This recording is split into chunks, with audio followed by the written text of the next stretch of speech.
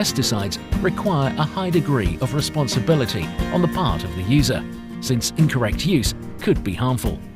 They must be handled carefully and properly, strictly according to the label. Safety begins in the store. You should not find that your local store is storing pesticides together with foodstuffs, between rice and biscuits, milk and sugar. This is wrong, and such a storekeeper is putting himself and others at risk. Pesticides should not be stored here. Pesticides should be stored away from foodstuffs. Safest of all is to lock pesticides away. Modern crop protection products are relatively safe, but as with all chemicals, some pesticides are more harmful than others, and on the approved label, these symbols warn you of the particular hazards associated with a particular product. This is a good reason why pesticides must be kept in their original package and never repacked or decanted into another container. This could put someone at risk from poisoning. You should buy only pesticides in their original package from an authorized retailer. Try to avoid the possibility of being sold fake or counterfeit products. Original products are tested and approved by the authorities of your country. They are reliably effective and safe if the approved label is followed closely. Children shouldn't be allowed to handle pesticides. If you are a storekeeper, you should never sell pesticides to children. Only adults buy pesticides. During transport, pesticides must again be kept away from foodstuffs and animal feed. This is wrong. Pesticides should never be loaded with foodstuffs and should always be firmly secured. Small pictogram drawings often advise you how to handle pesticides properly. This pictogram tells you that the pesticide must be kept out of the reach of children. This is a good storage place.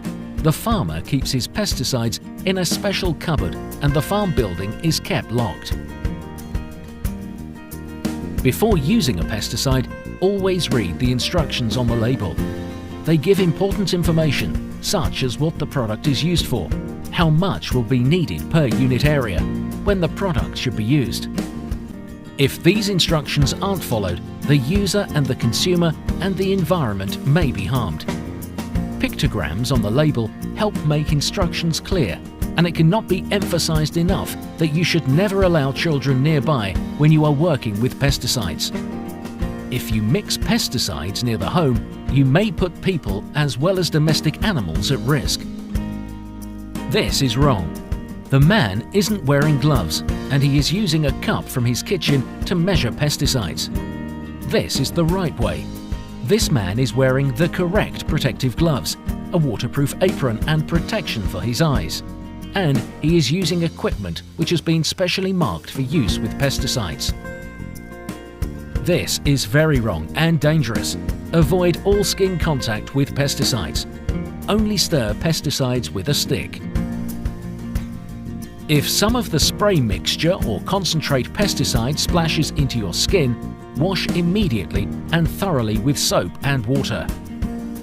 When mixing pesticides, only use containers which are marked for this purpose. When mixing the concentrate pesticide, first pour some water into the bucket and add the right amount according to the label. Stir the mixture thoroughly with a stick, then top up with water.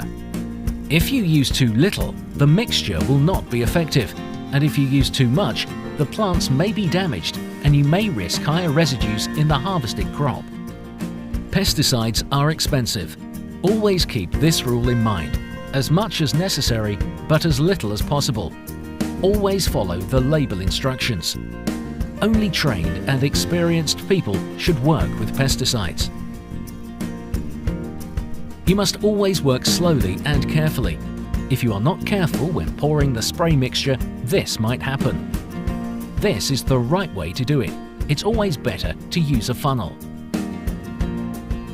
If there is a problem and the spray equipment has a leak, here the hose connection is loose, you should stop working immediately and wash. You should protect yourself from spray contamination by wearing appropriate protective clothing. Deciding what protective clothing is necessary means reading the label, but generally you should wear the following protective clothing: protective gloves, sturdy footwear, rubber boots are the best, and a cotton coverall covering all parts of the body. If several people are spraying at the same time, they should walk well apart. This man is spraying a tree, which means he is working above his head. He is wearing a face mask, gloves and a cap.